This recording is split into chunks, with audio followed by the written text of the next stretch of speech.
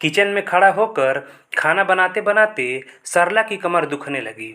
पर वे क्या करें, इतने मेहमान जो आ रहे हैं। बहू की पहली दिवाली है। कल तक उसे उपहार लेकर मायके जाना था, पर अचानक बहू की माँ का फ़ोन आ गया कि अमेरिका से उनका छोटा भाई और भाभी आए हुए हैं। वे शादी पर नहीं आ सके थे, इसलिए वे आप सबसे मिलना चाहते हैं। शाम को सरला जी के ड्राइंग रूम में करीब 10-12 लोग बैठे हुए थे। उनमें बहू के तीनों भाई, उनकी बीवियां, बहू के मम्मी पापा, भाई के बच्चे और उन सब के बीच मेहमानों की तरह उनकी बहू सिमी बैठी थी। सरला ने इशारे से बहू को बुलाया और रसोई घर में ले जाकर कहा, सिमी, सबके लिए चाय बना दे, तब तक मैं पकौड़े तल लेती हूँ।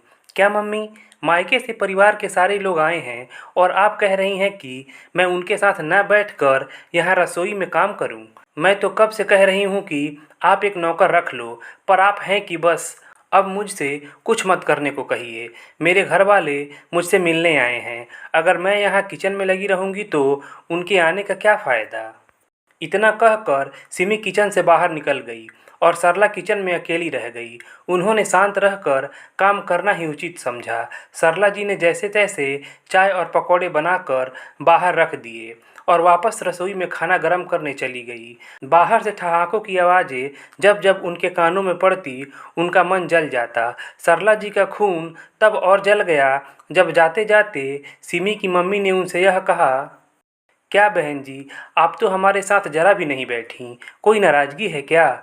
सबके जाने के बाद सिमी तो तुरंत सोने चली गई और वे रसोई संभालने में लग गई। अगले दिन सरला जी का मन हुआ कि वे पति और बेटों से बीती शाम की स्थिति पर चर्चा करें, पर दोनों ही जल्दी ऑफिस चले गए। 2 दिन बाद फिर सिमी की एक भाभी घर आ गई और उसको अपने साथ शॉपिंग पर ले गई। शादी के बाद से यह सिलसिला अनवरत चल रहा था। कभी किसी का जन्मदिन, कभी किसी की शादी की सालगिरह, कभी कुछ तो कभी कुछ। सिमी के घर वालों का काफ़ी आना जाना था, जिससे वे तंग आ चुकी थी। एक दिन मौका पाकर उन्होंने अपने पति से इस बारे में बात की। सुनो जी, सिमी न तो अपने घर की जिम्मेदारी संभालती है और न ही समीर का ख्याल रखती है। मैं चाहती हूँ कि उसका अपने मायके आना जाना कुछ कम हो। शादी को साल होने जा रहा है और बहू आज भी महीने में 10 दिन अपने मायके में रहती है और बाकी के दिन उसके घर का कोई न कोई यहाँ आ जाता है। सारा सारा दिन फ़ोन पर कभी अपनी मम्मी से, कभी भाभी, तो कभी किसी सहेली से बात करती रहती है। देखो सरला, तुमको ही शौक था कि तुम्हारी बहू भरे पूरे परिवार की हो, देखने में ऐश्वर्या राय हो। तुमने खुद ही तो सिमी को पसंद किया था, कितनी लड़कियां नापसंद करने के बाद। अब तुम घर के मामले में हम मर्दों को ना ही डालो तो अच्छा है।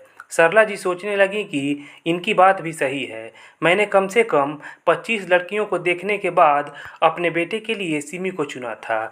तभी पति की बातों से सरला की तंद्रा टूटी। वे कह रहे थे, सरला, तुम कितने दिनों से कहीं बाहर नहीं गई।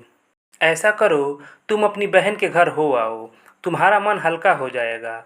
अपनी बहन से मिलकर अपना दिल हल्का करने की सोच से ही सरला खुश हो गई। अगले दिन ही वे तैयार होकर अपनी बहन से मिलने चली गई, पर बहन के घर पर ताला लगा देखकर उनका मन बुझ गया। तभी बहन की एक पड़ोसिन ने उन्हें पहचान लिया और बोली, अरे आप सरला जी हैं ना, विभा जी की बहन। जी हाँ, आपको पता है विभा कहाँ गई है? विभा जी पास के बाजार तक गई हैं। आप आइए ना। नहीं नहीं, मैं यहीं बैठकर इंतज़ार कर लेती हूँ, सरला ने संकोच से कहा। अरे नहीं सरला जी, आप अंदर आकर इंतज़ार कर लीजिए, वे आती ही होंगी। उनके बहुत आग्रह पर सरला जी उनके घर चली गई। आपकी तस्वीर मैंने विभा जी के घर पर देखी थी। आइए ना, शिखा जरा पानी ले आना। उन्होंने आवाज़ लगाई। अंदर से एक बहुत ही प्यारी सी लड़की बाहर आई। बेटा देखो, यह सरला जी हैं, विभा जी की बहन। इतना सुनते ही उस लड़की ने उनके पैर छू लिए। सरला ने उसे मन से आशीर्वाद दिया तो विभा की पड़ोसिन बोली, यह मेरी बहू है सरला जी, बहुत प्यारी बच्ची है। मम्मी जी, मैं चाय रखती हूँ। इतना कहकर वह अंदर चली गई। सरला ने एक नज़र घुमाई। इतने सलीके से हर चीज़ रखी हुई थी कि देखकर उनका मन खुश हो गया। कितनी संस्कारी बहू है इनकी, और एक सिमी है बहन जी, विभा दीदी आपकी बहुत तारीफ करती है। मेरा ध्यान विभा की पड़ोसिन पर चला गया। इतने में उनकी बहू चाय बिस्कुट के साथ पकौड़े भी बना कर ले आई और बोली, लीजिए आंटी जी। हाँ बेटा, तभी फ़ोन की घंटी बज गई। पड़ोसिन की बहू ने फ़ोन उठाया और बात करने के बाद अपनी सास से बोली, मम्मी, पूनम दीदी का फ़ोन था। शाम को हम सबको खाने पर बुलाया है, पर मैंने कह दिया कि आप सब यहाँ बहुत दिनों से नहीं आए हैं। आप और जीजा जी आज शाम खाने पर आ जाओ।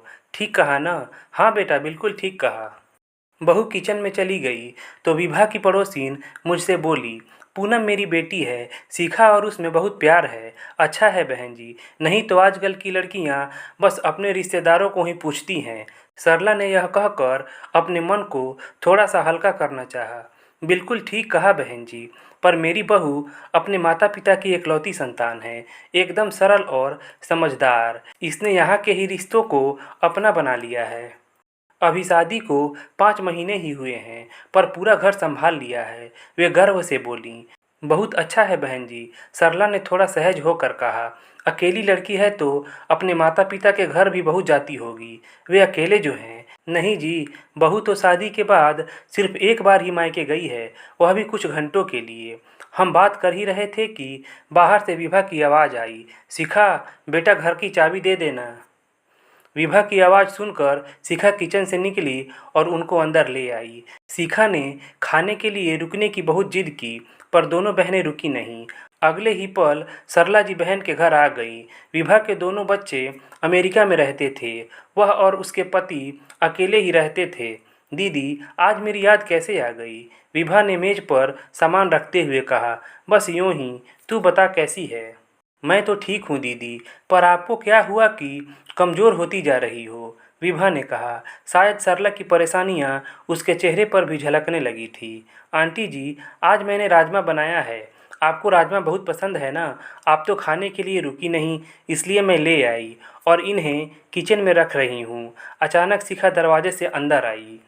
किचन में राजमा रख कर मुस्कुराते हुए चली गई। बहुत प्यारी लड़की है, सरला के मुंह से अचानक निकल गया। अरे दीदी, यही वह लड़की है जिसकी बात मैंने समीर के लिए चलाई थी। याद है ना आपको, इनके ऑफिस के एक साथी की बेटी? दीदी, आपको याद नहीं आया क्या? विभा ने सरला की याददाश्त पर जोर डालने को कहा। अरे दीदी, जिसकी फ़ोटो भी मैंने मंगवा ली थी, पर इसका कोई भाई नहीं था, अकेली बेटी थी, इसलिए आपने फ़ोटो तक नहीं देखी थी। विभा की बात से सरला को ध्यान आया कि विभा ने उनसे इस लड़की के बारे में कहा था, पर उन्होंने कहा था कि जिस घर में बेटा नहीं, उस घर की लड़की नहीं आएगी मेरे घर में, क्योंकि माता पिता कब तक रहेंगे?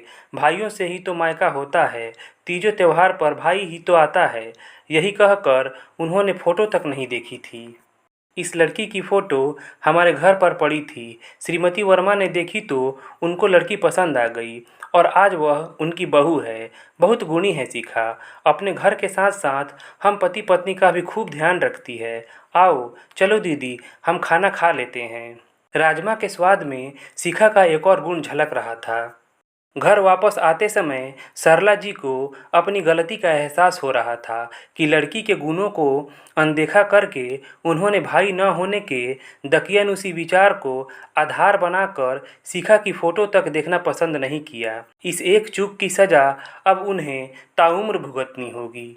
दोस्तों, अगर कहानी अच्छी लगी हो तो प्लीज़ लाइक कीजिएगा। चैनल को सब्सक्राइब नहीं किया है तो चैनल को सब्सक्राइब कर लीजिएगा। चलिए मिलते हैं अगले कहानी वाले वीडियो में। धन्यवाद।